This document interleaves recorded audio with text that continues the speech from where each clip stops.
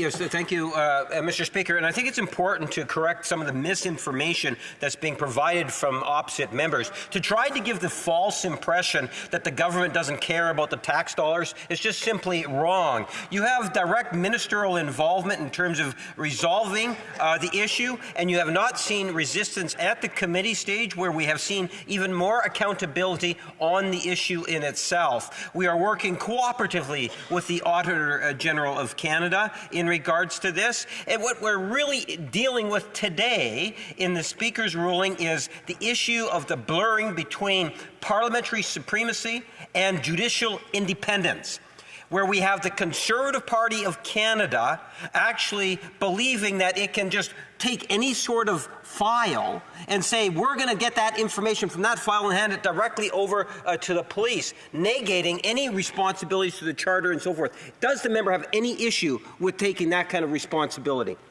L'honorable député de Saint-Albert, Edmonton. Mr. Speaker, when the member claims that the government has been cooperative all along, he is uttering a falsehood.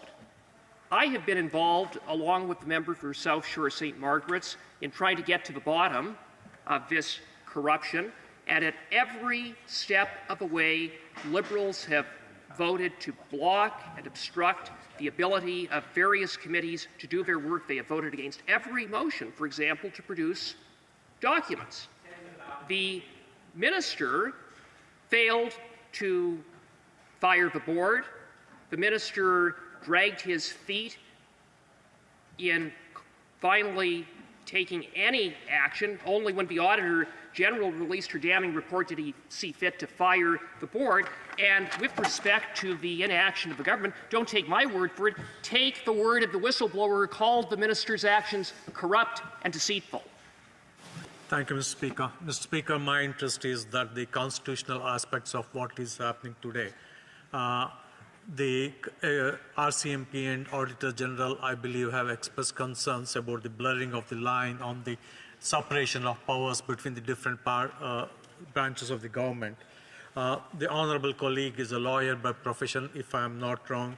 I would like to ask him, with his legal background, whether he can tell, whenever our law enforcement agencies, like the RCMP, if they think they need any particular document, is there anything that bars them from getting access to the same document through a legal process?